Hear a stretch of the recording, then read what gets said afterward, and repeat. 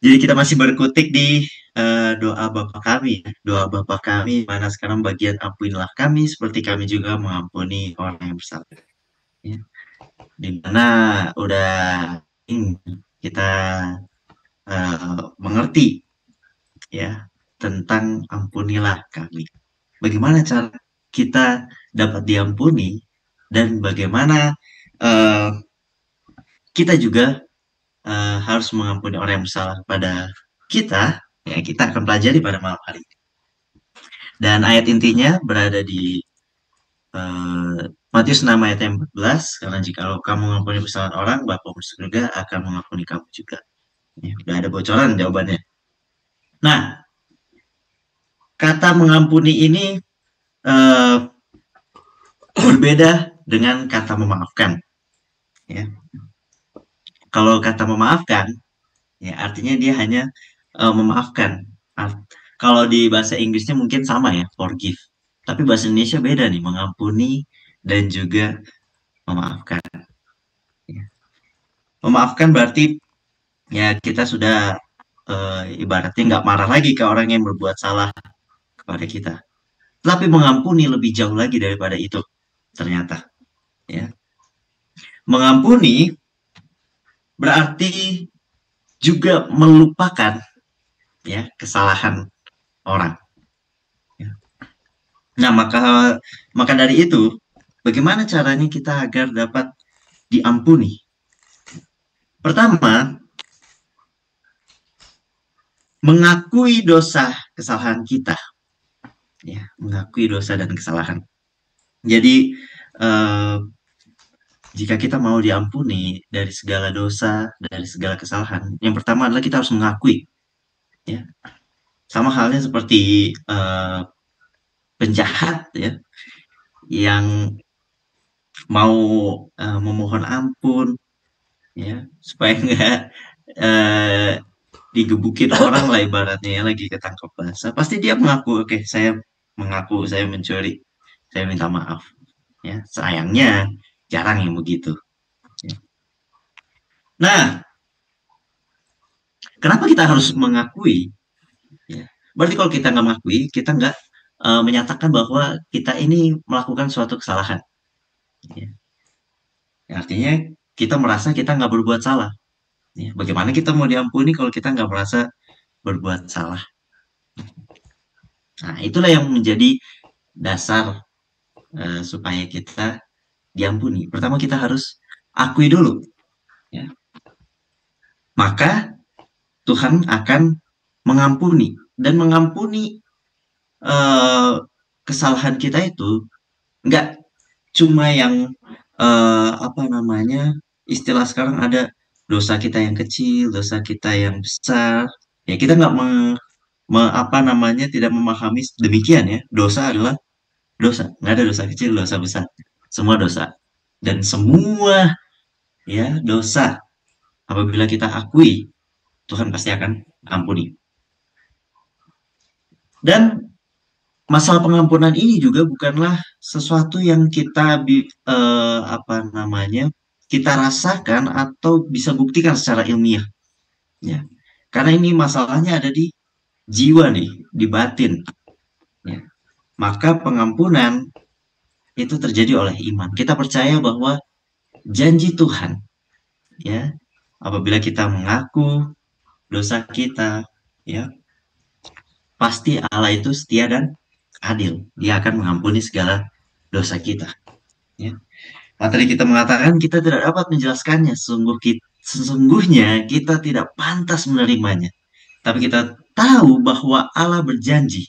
Dan janji-janjinya 100% ya, terpercaya, aman. Karena didasarkan pada karakter dan firman-Nya. Nah, ketika kita mengaku dosa, saat itu juga kita diampuni. Bahkan ya, sebelum kita berbuat dosa, saya mau bilang udah diampuni. Karena apa? Karena lo udah tahu sebenarnya sebelum kita berbuat dosa. Ya. Nah, Yesus telah membayar harga untuk dosa kita di kayu salib. Ya, dia adalah anak domba Allah yang menghapus dosa dunia. Darahnya cukup, bahkan kalau mau saya bilang Ya. Darah Tuhan itu berlebihan ya buat menebus kita sebagai manusia berdosa. Ya. Berlebihan itu kalau misalnya kita lihat, karena melihat dari kastanya bahwa ini pencipta loh, Tuhan tertinggi datang mati ya mengorbankan dirinya hanya untuk manusia berdosa. Luar biasa berarti kan pengorbanannya. Nah, kita lanjut ya, sama seperti dalam Roma 4 ayat ketiga, lalu percayalah Abraham kepada Tuhan dan Tuhan itu memperhitungkan hal itu kepadanya sebagai kebenaran. Nah, ini yang tadi dikatakan dengan iman ya, dengan iman. Kita percaya bahwa ketika kita mengakui dosa kita memohon pengampunan, kita beroleh pengampunan itu dan kita sudah diampuni. Nah, sebenarnya pelajaran kita ini ya masih terkait dengan pelajaran sekolah sahabat kita minggu lalu, ya, di mana di situ pelajaran hari Rabu memberikan perumpamaan dari Yesus, ya. Kalau kita lihat di Matius 18 ayat 23 sampai 35, di mana ada seorang hamba nih yang memiliki hutang kepada raja 10.000 talenta. Ya luar biasa, 10.000 talenta ini. Ya, kalau di pelajaran kita dibilang sama sama satu talenta itu sama dengan kira-kira 6.000 dinar, dan satu dinar itu rata-rata upah pekerja untuk satu hari. Nah, nggak mungkin bisa dilunasi karena luar biasa.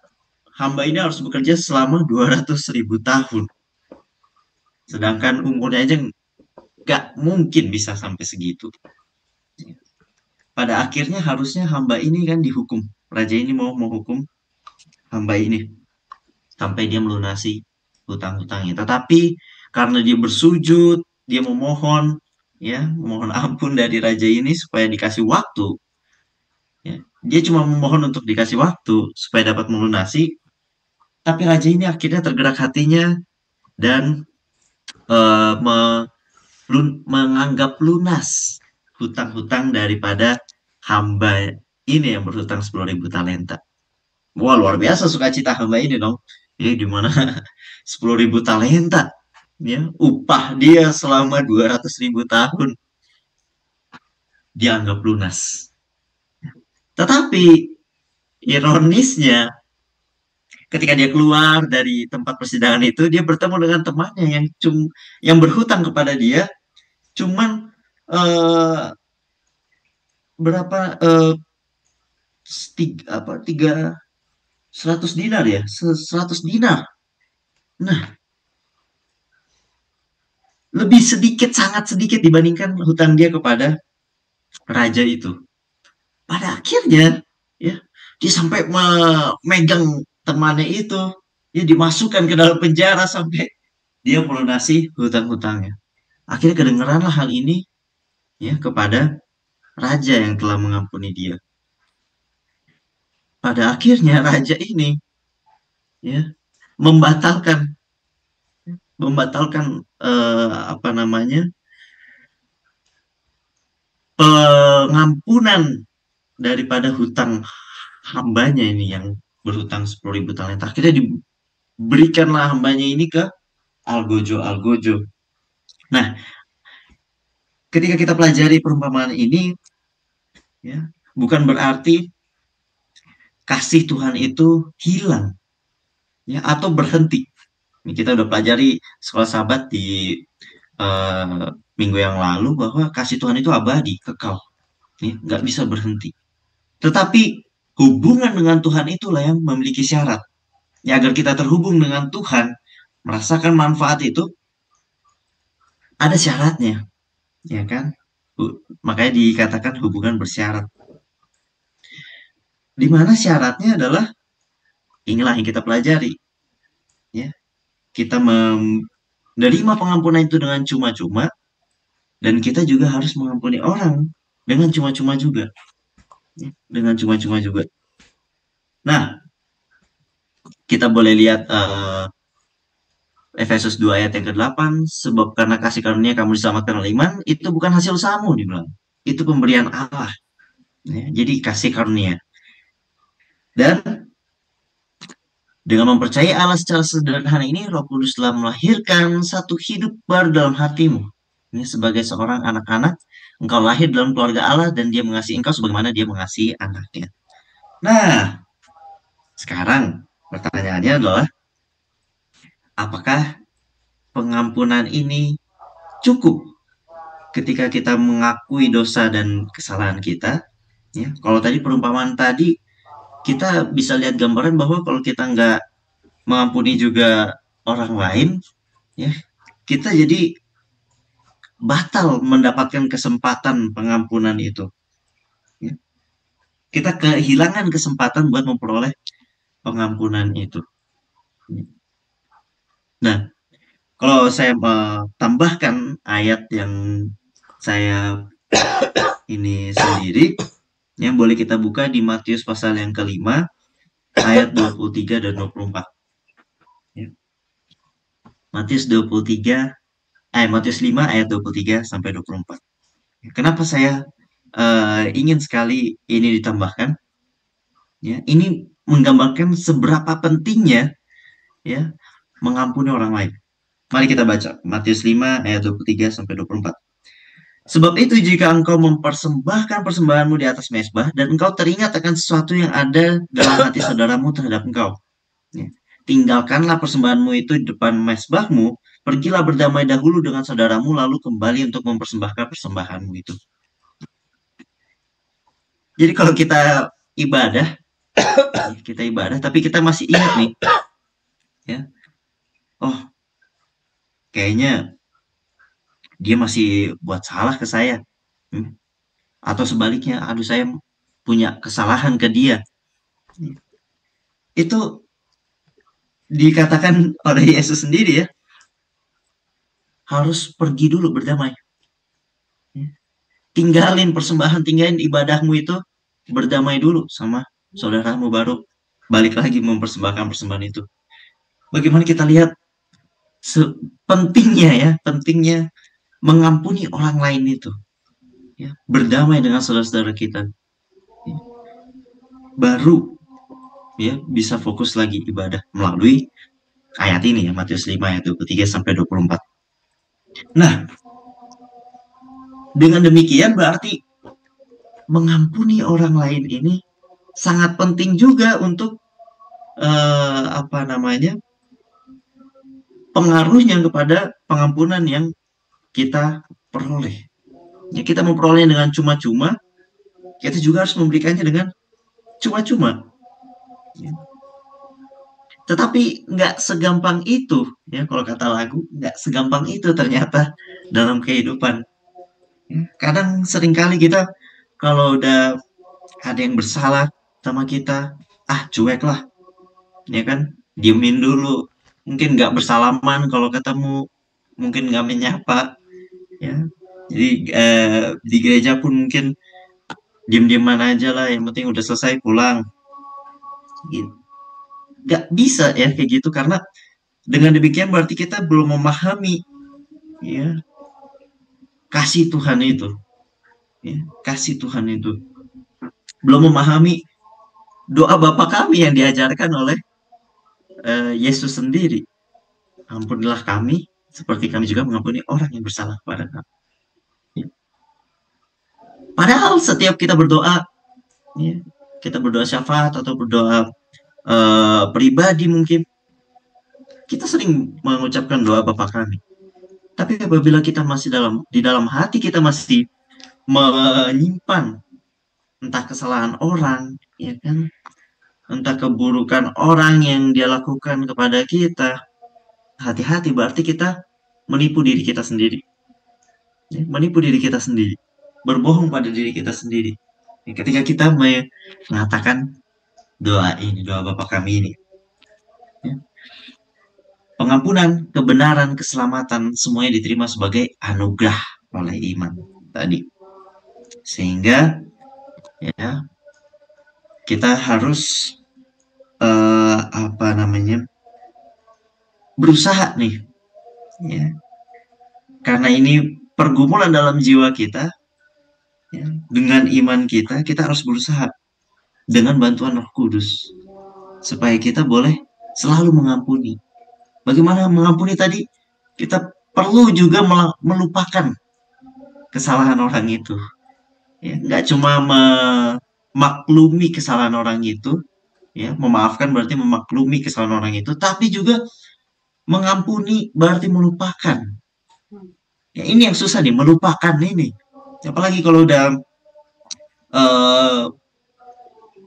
kesalahannya sangat berat, ya, menyinggung terlalu dalam, kayaknya seperti susah gitu melupakan kesalahan orang tersebut. Tapi kita perlu ingat lagi ketika kita merasa seperti itu, Alkitab ajarkan, ya, Tuhan Yesus ajarkan agar mengingat pengorbanannya di kayu salib. Fokus kepada salib. Ya. Fokus kepada salib. Di mana ketika kita memfokuskan diri kita kepada salib Yesus, ya, kita menyadari lagi bagaimana pengorbanan Dia yang turun, ya, untuk menebus manusia dari dosa. Ya. Tentu kita harusnya tergerak juga, ya, tergerak juga hati kita untuk mengampuni orang. Ya. Dikatakan pusatkan pandangan kita pada salibnya setiap hari, maka kita akan melihat bahwa mereka yang mengalami kasih karunia akan membagikan juga kasih karunia dengan murah hati. Mereka yang mengalami pengampunan pasti akan mengampuni. Pasti.